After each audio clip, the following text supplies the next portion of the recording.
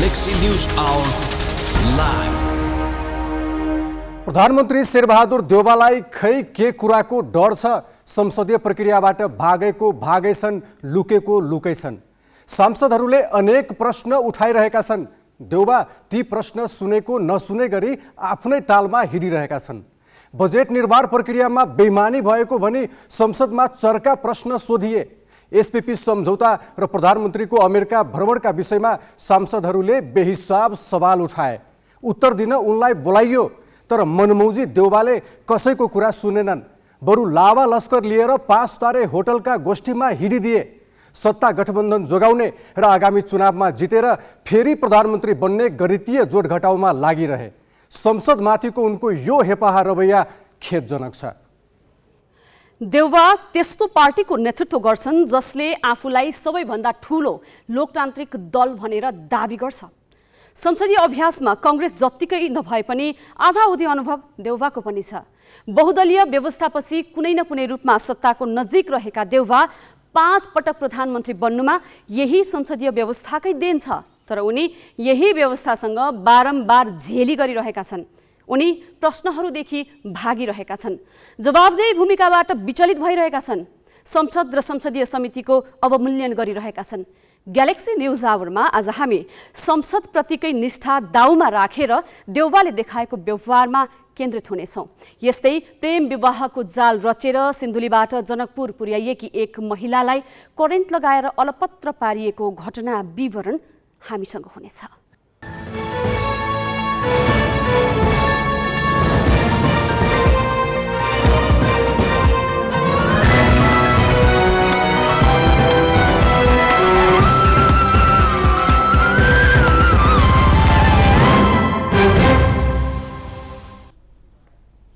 नमस्कार, यो हो ग्यालेक्सी न्यूज आवर। अब हेडलाइन्स।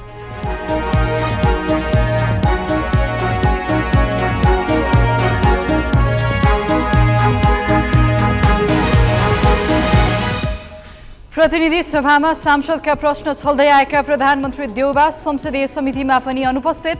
संसदीय अभ्यास विपरीत ठहर गर्दै फेरि बोलाउने निर्णय। मन्त्री हेरफेरका लागि सत्ता गठबन्धन घटकका नेता नेपालको ताकेता। पार्टीभित्रको बाध्यता बुझिदिन आग्रह, अब ढिला नगर्ने देउवाको आश्वासन। दुवै राजपरिवारका सदस्यले प्रसाईलाई दिएको सुनको भनिएको लौरोबारे सरकारी निकाय अनभिज्ञ। विमानस्थलको भिआइपी कक्ष प्रयोग, भन्सारमा देखिएन अभिलेख। काठमाडौँमा पानीजन्य सरुवा रोगको प्रकोप। बागबजारका 2 जनामा हैजा पुष्टि। पानी उमालेर मात्र खान चिकित्सकको सुझाव। र अखिल नेपाल फुटबल संघको निर्वाचन भोलि। अध्यक्षका लागि 3 जना मैदानमा। शेर्पा र नेम्बाङ बीच मुख्य प्रतिस्पर्धा।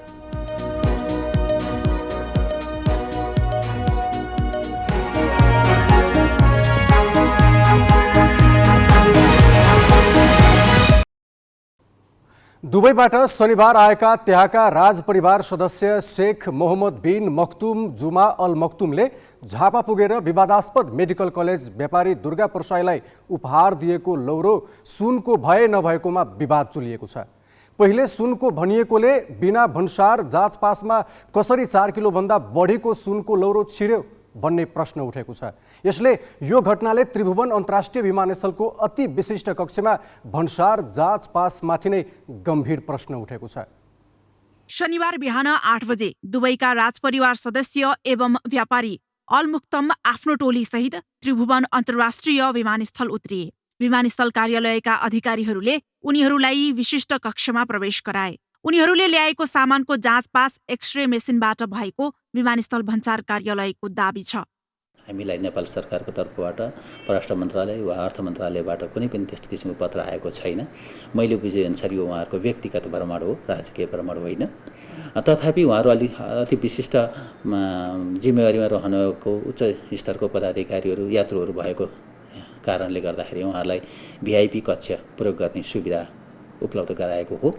र त्यस अवस्थामा उहाँहरूले भिआइपी कक्षबाट अराइभलमा भिआइपी कक्षबाट पार भए पनि उहाँहरूको मालवस्तुलाई नियमित प्रक्रिया बमोजिम नै चेक जाँच गरिएको अवस्था हो। कार्यालयले जाँच पास गरेको दाबी गरे पनि शेख मोहम्मदसँगै आएको सुनौलो रङ्गको लौरोलाई भने जाँचपास प्रणालीले पहिचान नै गरेन। अन्य अवस्थामा सुन जस्तो देखिने वस्तुलाई शङ्काकै भरमा नियन्त्रणमा लिएर जाँच गर्ने भन्सार कार्यालयले भिआइपीको सन्दर्भमा नजरअन्दाज गरेको हुन सक्छ। अचम्म त के छ भने त्यसरी भित्रिएको सामानको न त प्रज्ञापन पत्र छ न त ती सामानको मूल्य घोषणा गरिएको थियो। त्रिभुवन विमानस्थलबाट झापासम्म पुगिसक्दा पनि भन्सार, विमानस्थल अध्यागमन र प्रहरी प्रशासनलाई त्यो लौरोबारे कुनै जानकारी थिएन। हामीले भन्सारकोले गर्ने समेत हाम्रो त्यहाँ म्यान्डेट हुँदैन, हामीलाई कार्यादेश हुँदैन त्यस्तो कुराहरूमा। हाम्रो म्यान्डेट होइन, भन्सारमा चाहिँ पुलिस रहँदैन, इमिग्रेसनमा चाहिँ पुलिस रहँदैन, भन्सारमा पुलिस रहँदैन टिआईएमा। यो कुराहरू बुझ्न जरुरी छ, किनभने टिआई इमिग्रेसन चाहिँ आफ्नो चाहिँ स्वायत्त बढी हो, उसले आफ्नो काम गर्छ, भन्सार आफ्नो स्वायत्त चाहिँ बढी हो, त्यो आफूले काम गर्छ। त्यसमा चाहिँ प्रहरीको चाहिँ त्यहाँनिर कुनै किसिमको चाहिँ नियमन अथवा अब्जर्भेसन हुँदैन। कूटनीतिक वा महसुल सुविधा पाउने प्रक्रिया पूरा गरी आएको बाहेकका हकमा प्रज्ञापन पत्र र भन्सार महसुल तिरेको निस्सा पेश गर्न नसकेमा कानुनले यसलाई चोरी पैठारी मान्ने गरेको छ। पछिल्लो 3 वर्षमा मात्रै 41 किलो सुनसहित 98 जनालाई नियन्त्रणमा लिएको छ। यस आर्थिक वर्षमा मात्रै 28 किलो सुन त्रिभुवन अन्तर्राष्ट्रिय विमानस्थलबाट मात्रै बरामद भएको प्रहरीको तथ्याङ्क छ। चन्द्रगढी विमानस्थलमा सुनको भनिएको लौरो उपहार हस्तान्तरण हुँदै गर्दा गौतम बुद्ध अन्तर्राष्ट्रिय विमानस्थलमा 122 ग्राम सुनको गहना सहित 1 जना पक्राउ परेका थिए। लौरोबारे चौतर्फी विवाद भएपछि आइतबार झापाको एक कार्यक्रममा बोल्दै मेडिकल व्यवसायी दुर्गा प्रसाईले अलमुक्तम फर्किए लगत्तै लौरो सरकारलाई दिने बताएका छन्।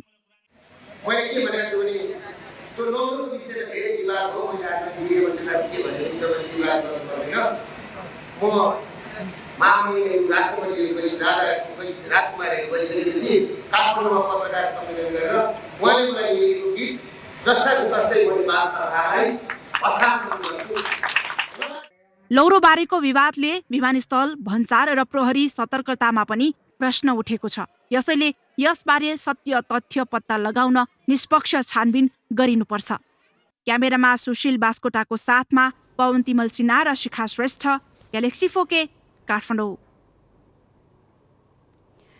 भिआइपी कक्षबाट प्रवेश गराइएको सुनको जस्तो शङ्कास्पद लौरो प्रकरणमा छानबिन हुन्छ कि हुँदैन भनेर हामीले प्रहरीको केन्द्रीय अनुसन्धान ब्युरोका प्रवक्ता श्यामकुमार महतोलाई सोधेका छौँ। सिआइबीको अनुसन्धानको निश्चित प्रक्रिया छ। यहाँहरूलाई जानकारी छ, सिआइबीले हेर्ने अनुसन्धानहरू राष्ट्रिय चासोको विषयवस्तुहरू पनि हेर्छ।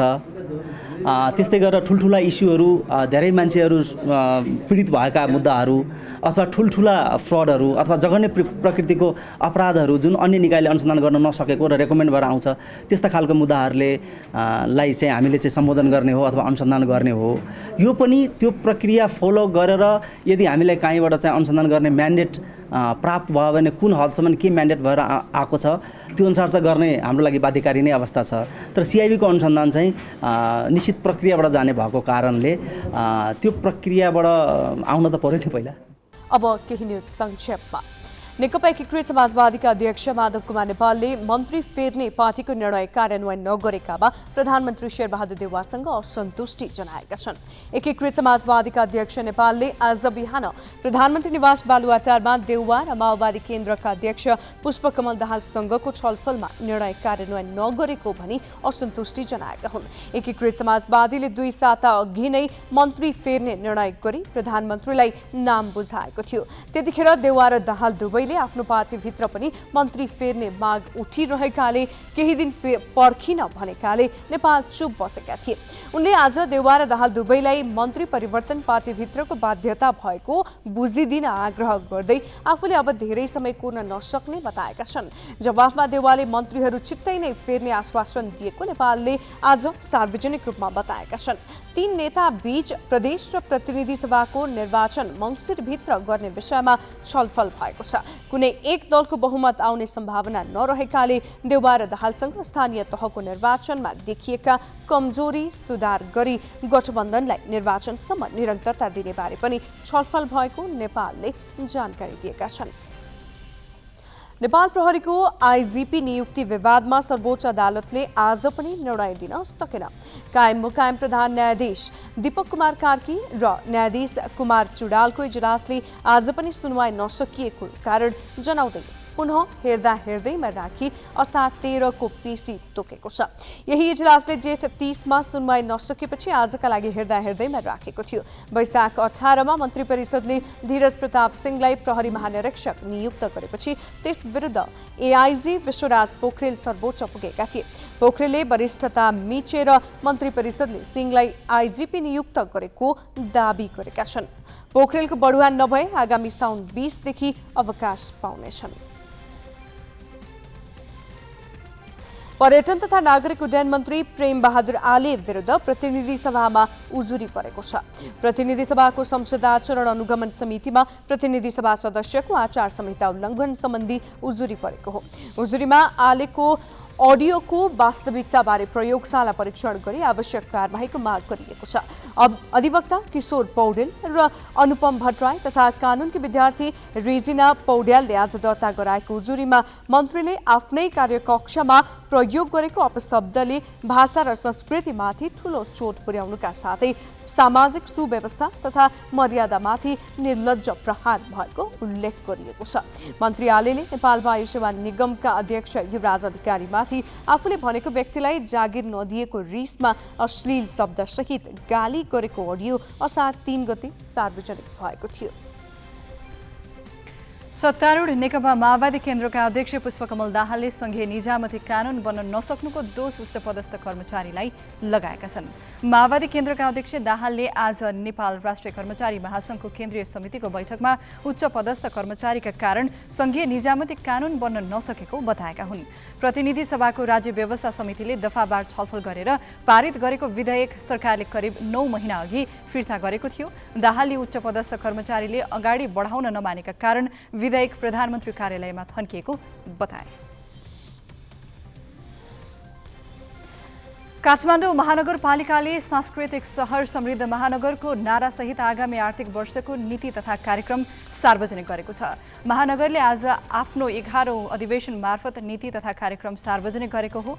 महानगर प्रमुख बालेन्द्र शाहले महानगरका करदाताको स्वास्थ्य बीमा गर्न 50% सम्म नगद अनुदान उपलब्ध गराउने घोषणा गरेका छन्।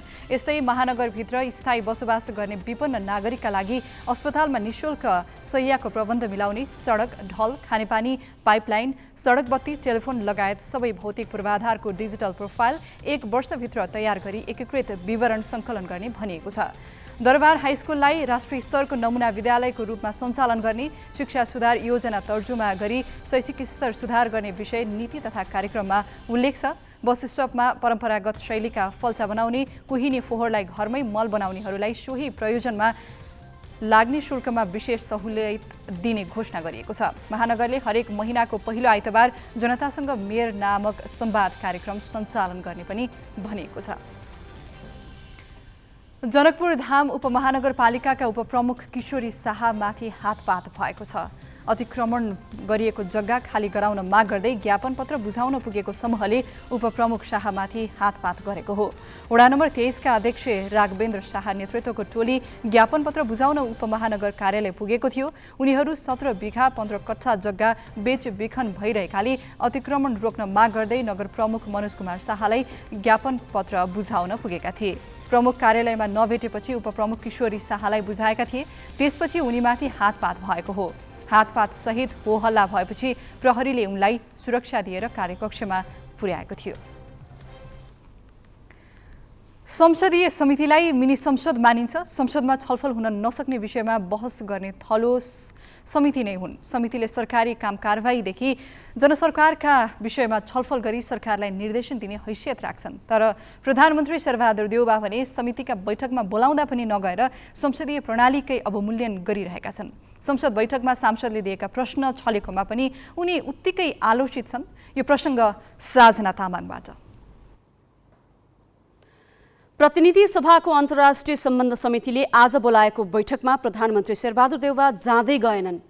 परराष्ट्र नीतिको कार्यान्वयन र प्रधानमन्त्री देउबाले गर्ने भनिएको भ्रमणको विषयमा छलफलका लागि बोलाइएको बैठकमा देउबाको अनुपस्थितिलाई लिएर करिब 5 घण्टा चर्काचर्की चल्यो।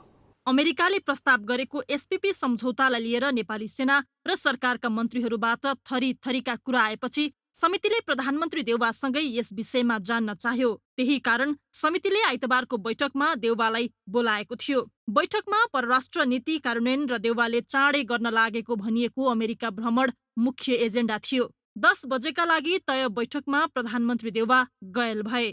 देउवाका स्वकीय सचिवले अन्तिम समयमा बैठकमा आउन नसक्ने खबर पठाए, जसलाई समितिकी सभापतिले समितिलाई प्रधानमन्त्रीले अपमान गरेको रूपमा अर्थ्याइन्। यो गरिमामय सदनको अपमान हो।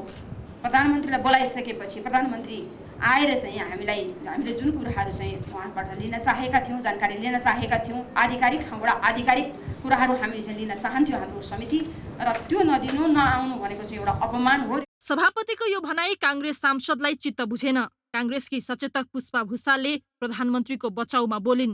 प्रधानमन्त्रीज्यूबाट यो समितिलाई अपमान गर्ने र अवहेलना गर्ने कुनै पनि मनसाय पनि होइन। सभापतिज्यूले जुन समितिको अपमान भएको छ भन्ने कुरा भन्नुभएको छ, मलाई लाग्छ कृपया त्यो मनसायबाट अभिव्यक्ति नहोस्। भुसालले प्राथमिकता हेरेर प्रधानमन्त्री आउने भनेपछि सभापति खरेलले समितिको एजेन्डाको महत्व के हो भनेर खुलाइन्। समितिको बैठकमा उहाँले आउनु पर्ने हो र अहिलेको यो विषयवस्तुको चाहिँ महत्वलाई पनि बुझेर हो। अहिले विदेश भ्रमणको सन्दर्भमा अहिले फर्मल निर्णय भइसकेको छैन, तैपनि अन्य पनि धेरै विषयवस्तुहरू छन् कि प्रधानमन्त्रीबाट चाहिँ हामीले जानकारी लिनुपर्ने विषयवस्तुहरू थिए। यस कारणले गर्दाखेरि उहाँ आउनुपर्ने हो। लगत्तै एमालेका सांसद भीम रावल बोले।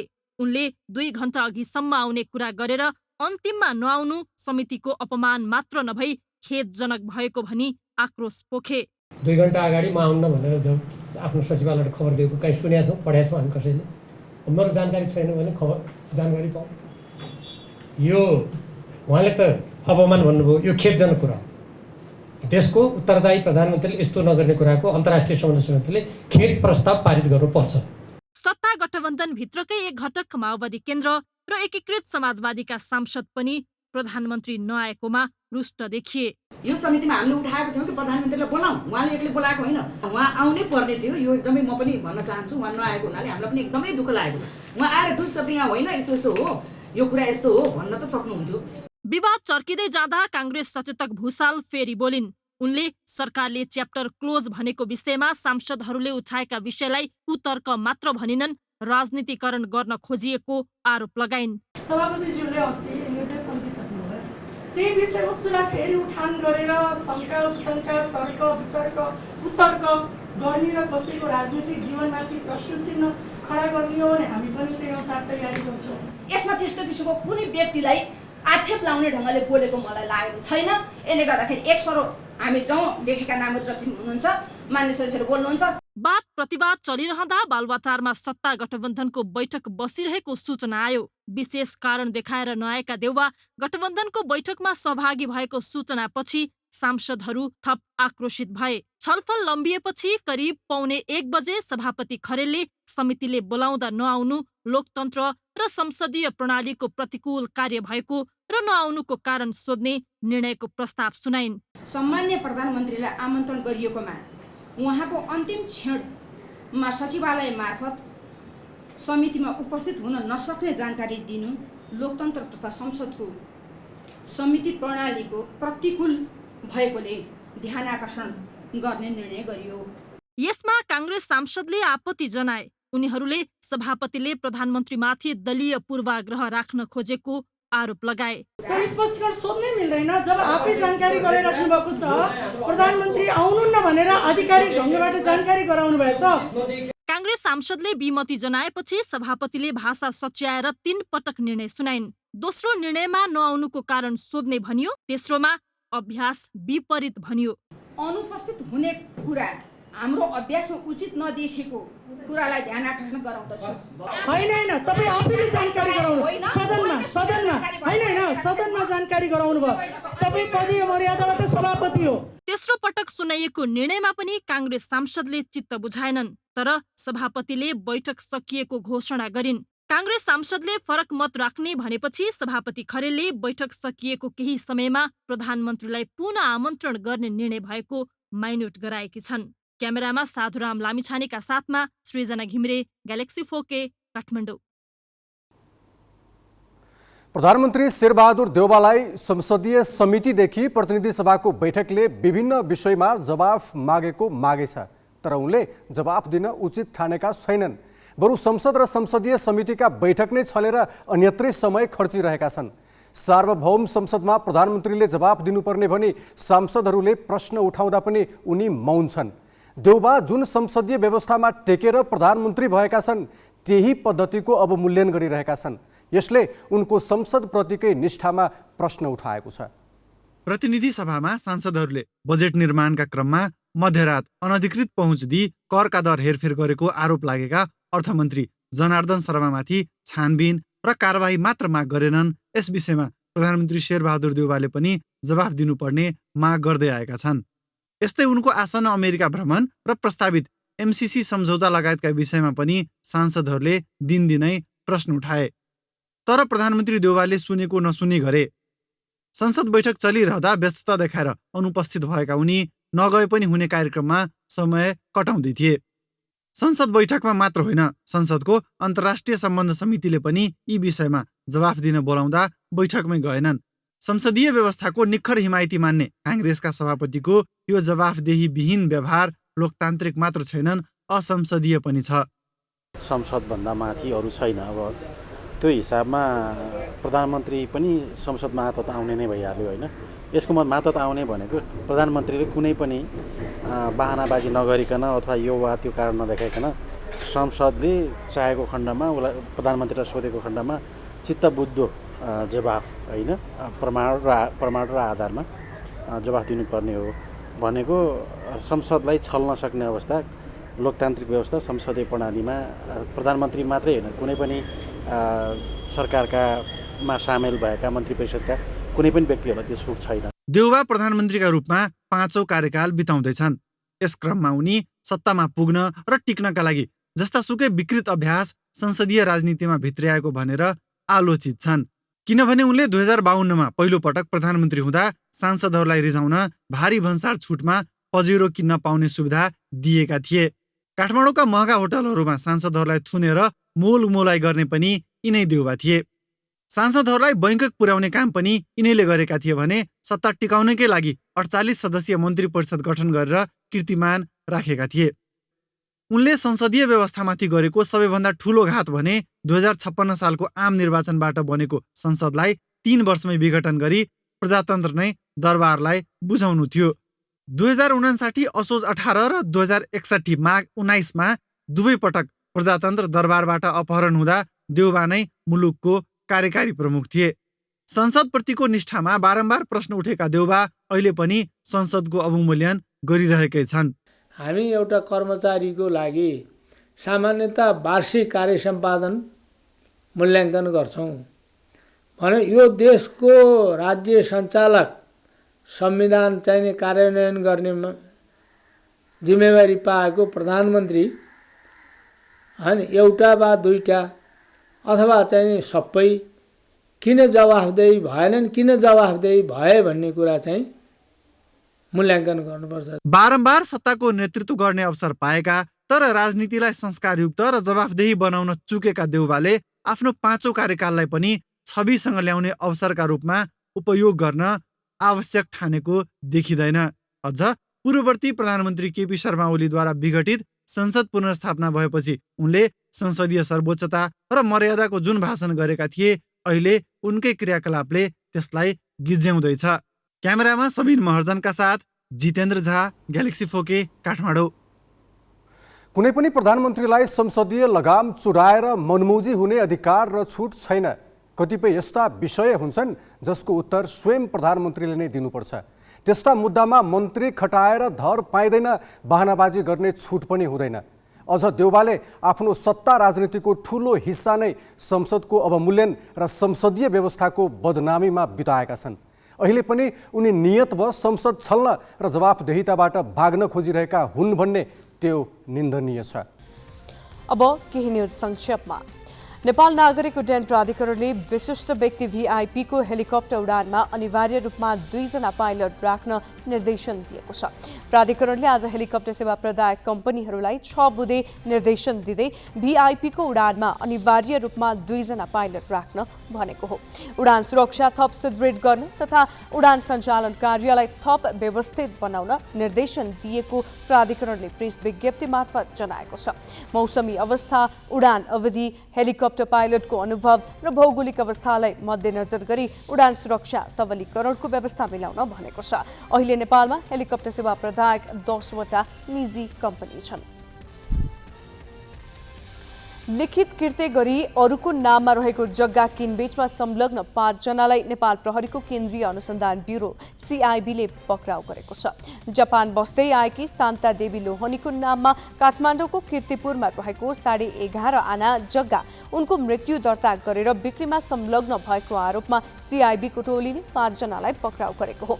जग्गा धनीको नक्कली मृत्यु दर्ता गरेर जग्गा बिक्रीमा संलग्न भएको आरोपमा दार्चुलाका महावीर चन्द, नुवाकोटका प्रेम प्रसाद खनाल र ममता भन्ने डासी माया श्रेष्ठलाई काठमाडौँबाट तथा सिन्धुपाल्चोकका गणेश बहादुर खनाल र सोलुखुम्बुका बाबुराम कार्कीलाई चितवनबाट पक्राउ गरेको सीआईबीका प्रवक्ता श्यामकुमार महतोले जानकारी दिए। महावीरले शान्ता देवीको कालगतिले मृत्यु भएको र उनको शेषपछि हकवाला आफू तारानिधि लोहनी भएको कीर्ति कागजात बनाएका थिए। कीर्ति कागजात मालपोत कार्यालय कलङ्कीमा पेश गरी भक्तपुर बस्ने सुनिता कर्मचार्यलाई जग्गा बेचिएको थियो। 24 वर्षदेखि जापान बस्दै आएकी जग्गाधनी शान्ता देवी जेठ 5 गते मालपोत कार्यालयमा बायोमेट्रिक गर्न गएका बेला जग्गा अर्कैको नाममा नामसारी भएको खुलेको हो। भारत र बंगलादेशमा बाढीका कारण 41 जनाको मृत्यु भएको छ। बंगलादेशको उत्तर पूर्वी क्षेत्रमा एक सातादेखि जारी वर्षाका कारण आएको बाढीमा 25 जनाको मृत्यु भएको छ भने 40 लाख मानिस विस्थापित भएको अन्तर्राष्ट्रिय सञ्चार माध्यमले जनाएका छन्। बाढीका कारण राजधानी ढाकासँगै विश्वनाथ, जाकीगञ्ज, जैतियापुर लगायत जिल्ला डुबानमा परेका छन्। उक्त क्षेत्रका घरमा समेत जनधनको क्षति भएको छ। भारतको मेघालयमा आएको बाढीमा 16 जनाको मृत्यु भएको छ। भारतका उत्तरी राज्य मेघालय र आसाममा बाढीका कारण अधिकांश घर डुबानमा परेका छन्। बाढीले 18 लाख भारतीय विस्थापित भएका छन्। नेटोका महासचिव जेन्स स्टोल्टेनबर्गले युक्रेन रुस युद्ध वर्षौंसम्म चल्न सक्ने बताएका छन्। महासचिव जेन्सले पश्चिमा मुलुकहरूले युक्रेनलाई वर्षौंसम्म चल्न सक्ने लडाईँका लागि निरन्तर सहयोग गर्न तयारी गर्नुपर्ने बताएका छन्। उनले मस्कोलाई उसका सैन्य लक्ष्य पूरा गर्न दिनु अझै घातक हुने पनि बताएका छन्। बेलायतका प्रधानमन्त्री बोरिस जोन्सनले द्वन्द्वको दीर्घकालीन सामना गर्न तयारी गर्नुपर्ने बताए लगत्तै नेटोका महासचिवको यो अभिव्यक्ति आएको हो। यसै महिनाको अन्त्यमा मड्रिडमा हुने नेटो शिखर सम्मेलनले युक्रेनका लागि सहयोग प्याकेज घोषणा गर्ने बताएको छ। 13औं सागमा दोहोरो स्वर्ण विजेता सुभाष तामाङ र युवा गल्फर सद्भाव आचार्य विशेष प्रशिक्षणका लागि भारतको बेङ्गलोर जाने भएका छन्। तरुण सरदेसाई गल्फ एकाडेमीमा सुभाष 3 महिना र सद्भाव अध्ययनसहित 2 वर्ष एकाडेमीमा रहनेछन्। विश्वस्तरीय एकाडेमीमा सुभाषले 50% छात्रवृत्ति पाएका छन्। नेपाल गल्फ सङ्घले 3 महिने प्रशिक्षणका लागि 3 लाख तिर्नुपर्नेछ। राष्ट्रिय खेलकुद परिषदले पनि सहयोग गर्ने सदस्य सचिव टङ्कलाल घिसिङले बताए। युवा गल्फर सद्भाव भने निजी खर्चमा प्रशिक्षणमा जान लागेका हुन्। दुवै खेलाडीलाई आज बिदाई गरिएको छ। फेसबुक वा यस्तै सामाजिक सञ्जालबाट परिचयकै क्रममा प्रेम सम्बन्ध अनि प्रेमको नाटक गरी अपराधका तानाबाना अहिले दिनहुँ जसो यस्ता घटना बाहिर आइरहेका छन्। जनकपुरमा यस्तै घटना हुँदा अहिले पीडित महिला अस्पतालमा मृत्युसँग सङ्घर्ष गरिरहेकी छन्। विस्तृत विनय कुमारबाट। सिन्धुलीको गोलाञ्चोर गाउँपालिकाकी 22 वर्षीय राधिका कार्कीको 18 महिना अघि धनुषाको महेन्द्रनगर बस्ने अरुण शाहसँग सामाजिक सञ्जाल इमोबाट चिनजान भयो। 1 वर्षसम्म उनीहरू टेलिफोन संवादमै रहे। 8 महिना अघि सिन्धुलीको खुरकोट बजारमा उनीहरूको भेट भयो। भेटमा भागी बिहे गर्ने योजना बन्यो। अरुणले राधिकालाई जनकपुरमा ल्याएर डेरामा राखे। केही महिनापछि राधिकाले विवाहलाई कानुनी मान्यता दिने प्रक्रिया अघि बढाउन आग्रह गरिन्। अरुणले स्वीकार गरेनन्, बरु करेन्ट लगाएर हत्या प्रयास गरेको पीडितको भनाइ छ।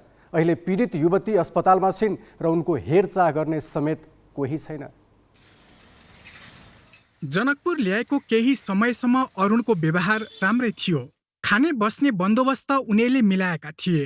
बेला बेला पैसा पनि दिन्थे। आर्थिक अभाव नहोस् भनेर राधिकाले पनि जानकी मेडिकल र सिटी पार्क होटलको क्यान्टिनमा काम गर्न थालिन्। तर विवाहको 3 महिनापछि अरुण टाढिन थाले। नियमित कोठामा नआउन थालेपछि राधिकाले घरमा लैजान र विवाहलाई कानुनी मान्यता दिलाउन आग्रह गर्न थालिन्। जेठ 16 गते साँझ 7:30 बजेतिर पनि राधिकाले सोही कुरा उठाइन्। अरुण रिसाउला र साङ्घातिक आक्रमणमा उत्रिएला भनेर उनले सोचेकै थिइनन्। तर 81 बिजुलीको तार चुडाएर खुट्टामा डामेपछि उनी अचेत भइन्।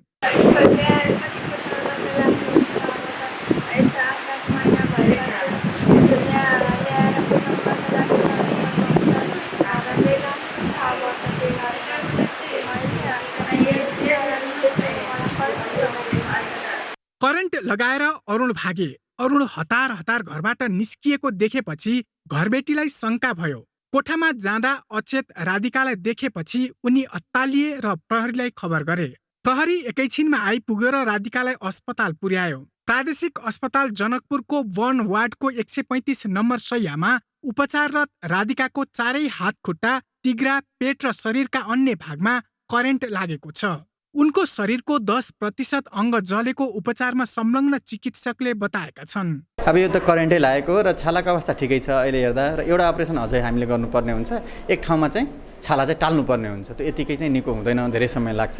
त्यही भएर एउटा अझै अपरेसन गर्छौँ र छाला चाहिँ टालिदिन्छौँ। यहाँ चाहिँ भर्ना भएको कति दिनपछि हो? होइन, भर्ना भएको त होसमै थियो, बेहोस चाहिँ थिएन पेसेन्ट, तर पेसेन्ट आफै अलिक कम बोल्ने चाहिँ हो। प्रहरीले घटना भएकै दिन राधिकाको घरमा फोन गरेर जानकारी पनि गरायो, तर अहिलेसम्म घरबाट कोही आएका छैनन्। उनलाई बर्न भाइलेन्स सर्भाइभर नेपालले औषधि उपचार र खानपानको बन्दोबस्त मिलाएको छ। शुरू में तो ये कहबे न करे जे हमरा के लगा देलक, तै के बाद सब गोरा मिल के एकरा से मतलब 2 दिन 3 दिन पूछताछ करते करते तै के बाद ही कहल के जे हमरा मतलब अरुणे सा हमर हस्बैंड जे हबे से लगा देलक। तै के लागी गार्ड दाई से हो रहे, उ गार्ड दाई के मतलब अपने आल जा ओकरो हम मतलब पूरे दवाई के लागी पूरे फुल सपोर्ट इनकरे जिम्मेवारी लगा देले छिए जे अपने के जे दवाई जति खाना जे आवश्यकता होतै से अपने ला के दियो। तर घटना भएको 20 दिनसम्म पनि प्रहरीले अरुणको खोजी गरेको छैन। कारण हो जाहेरी नपर्नु। घाइते राधिका प्रहरीसम्म पुग्न सक्ने अवस्थामा छैनन्। प्रहरी भने जाहेरीको पर्खाइमा छ। कानुनी व्यवस्था अनुसार जघन्य अपराधका घटनामा प्रहरी आफैले पनि अनुसन्धान अघि बढाउनु पर्छ। तर प्रहरी भने जाहेरी नआउन्जेलसम्म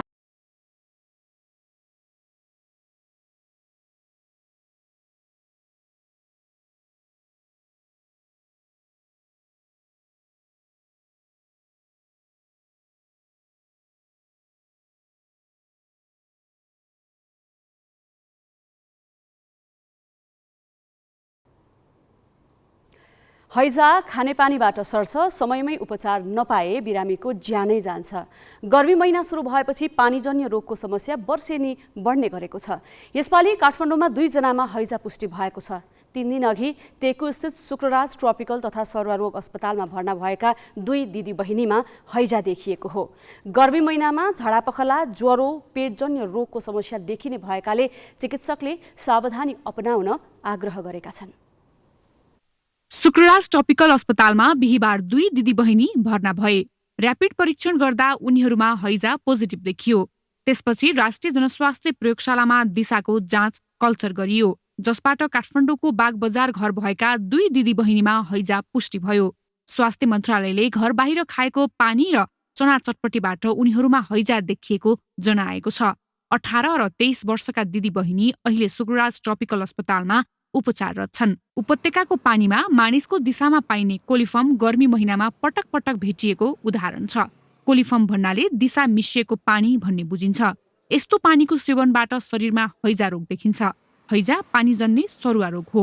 भिब्रियो कोलरी नामक ब्याक्टेरियाका कारण यो रोग लाग्ने गर्छ। झाडापखाला जस्तो जुन एउटा लक्षणहरू देखाउने गरे तापनि यो कडा मानिन्छ। यो चाहिँ केही घण्टामा नै हामीले उपचार गरेन भने मृत्यु समेत हुन्छ। त्यसले गर्दाखेरि अरू झाडापखालामा हैजाको जब नाम जोडिन्छ तब स्वास्थ्यकर्मीदेखि लिएर नीति निर्माताहरूको चाहिँ कान ठाडो हुनुको कारण त्यो हो।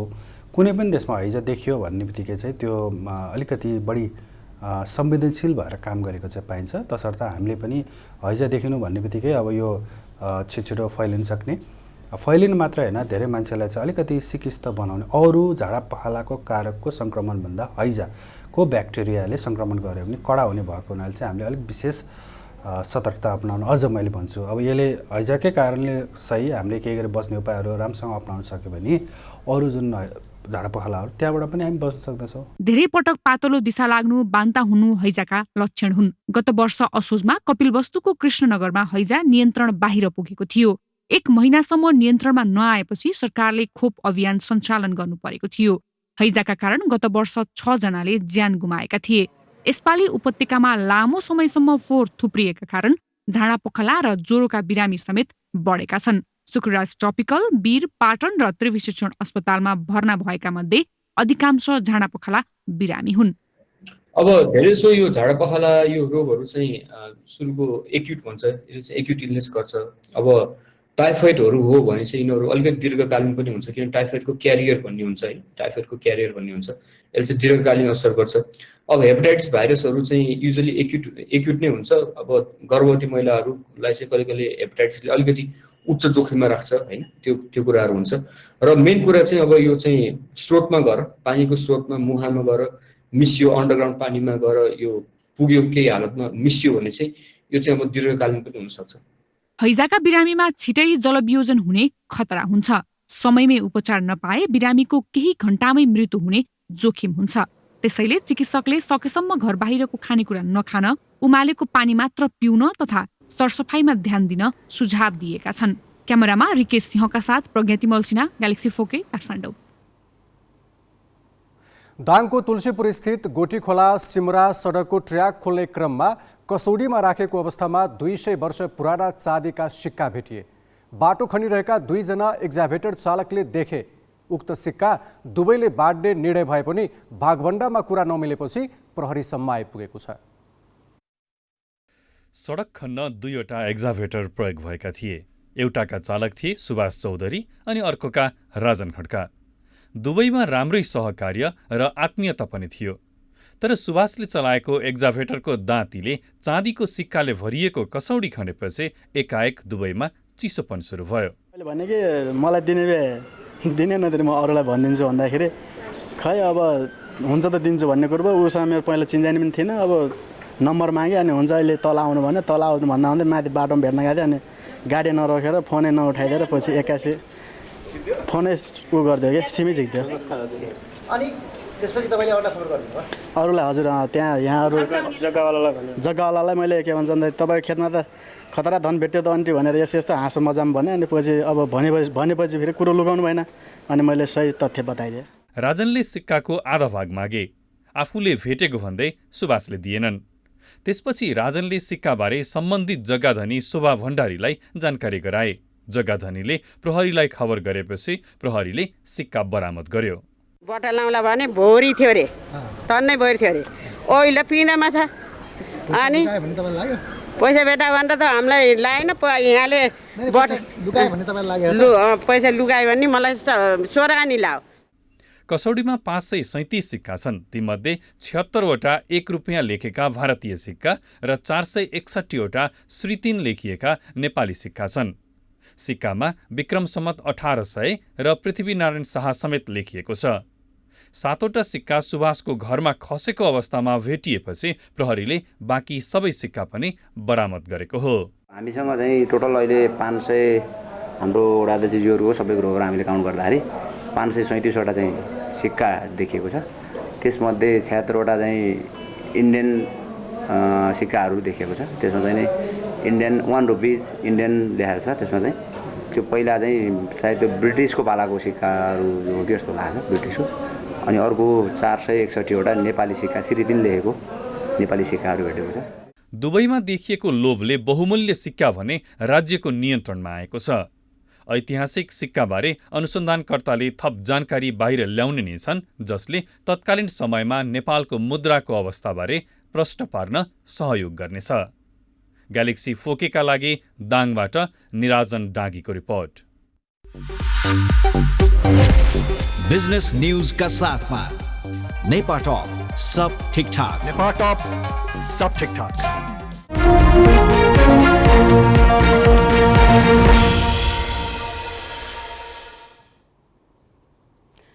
जेठ 15 गते आगामी आर्थिक वर्षको बजेट सार्वजनिक भएपछि ओह्रालो लागेको शेयर बजारले रङ फेर्न सकेको छैन। आइतबार पनि नेप्सेमा गिरावटले निरन्तरता पायो। बजार घटेको घटे भएपछि लगानीकर्ताको मनोबल उठ्नै नसक्ने गरी खस्किएको छ।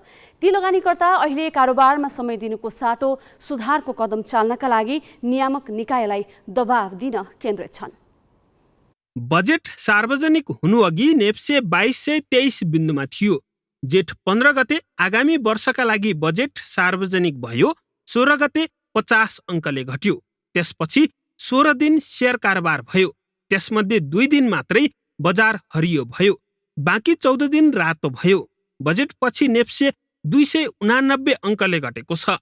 बैंकमा लगानी योग्य रकम नभएको र ब्याज दर 12% माथि पुगेकाले बजारमा असर परेको छ।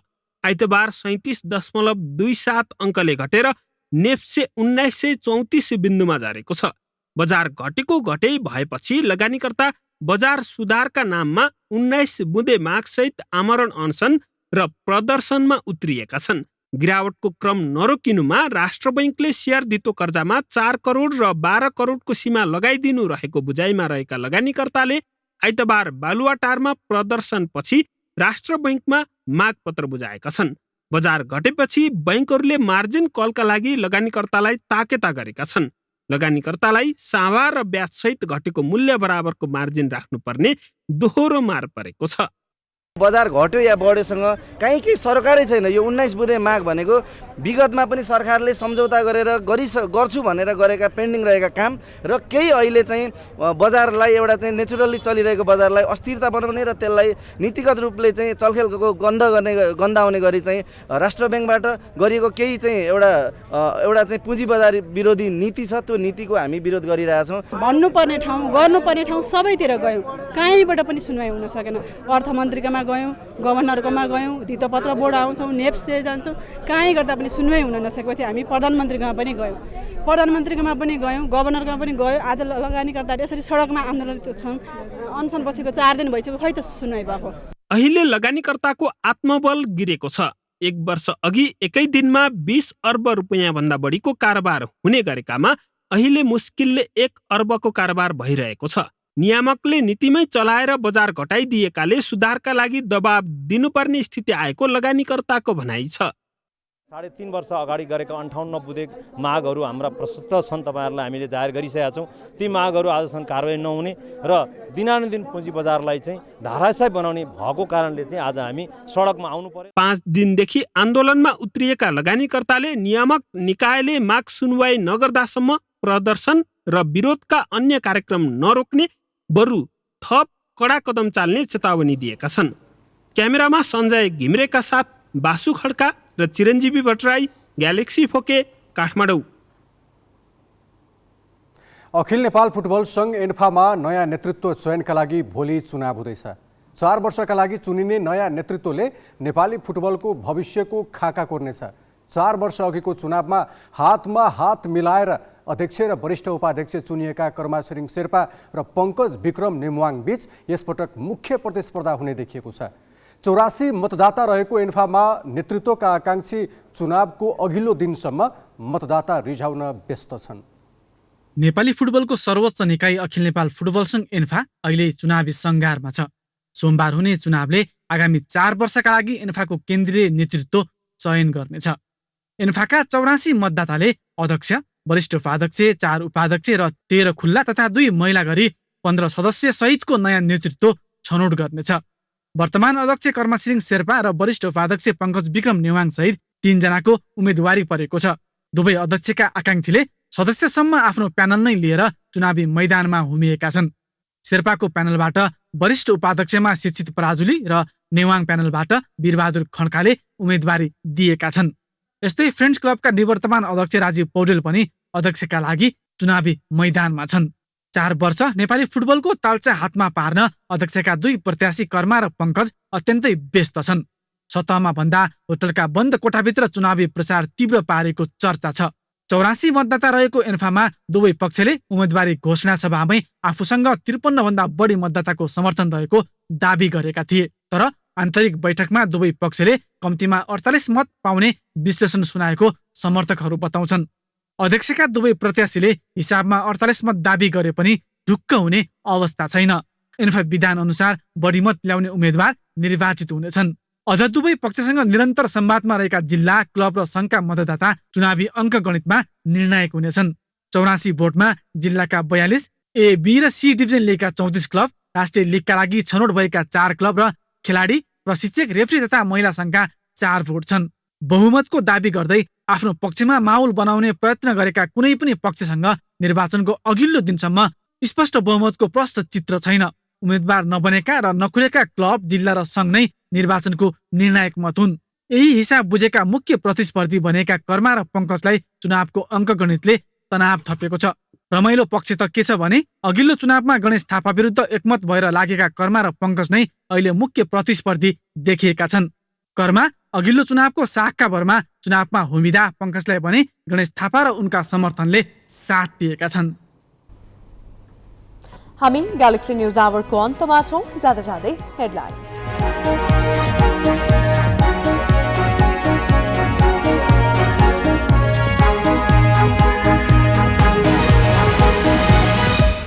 प्रतिनिधि सभामा सांसदका प्रश्न छल्दै आएका प्रधानमन्त्री देउबा संसदीय समितिमा पनि अनुपस्थित।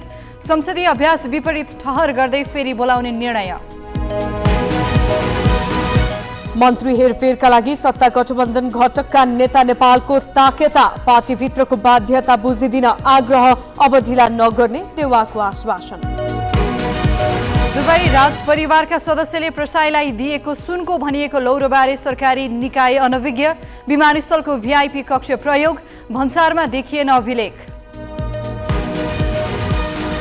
काठमाडौँमा पानीजन्य सरुवा रोगको प्रकोप। बागबजारका 2 जनामा हैजा पुष्टि।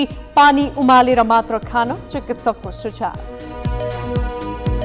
र अखिल नेपाल फुटबल सङ्घको निर्वाचन भोलि। अध्यक्षका लागि 3 जना मैदानमा। शेर्पा र नेम्बाङ बीच मुख्य प्रतिस्पर्धा।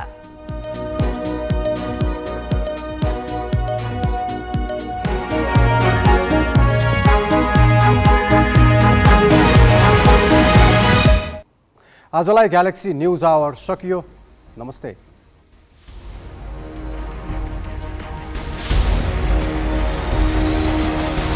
This is Galaxy News Hour Live.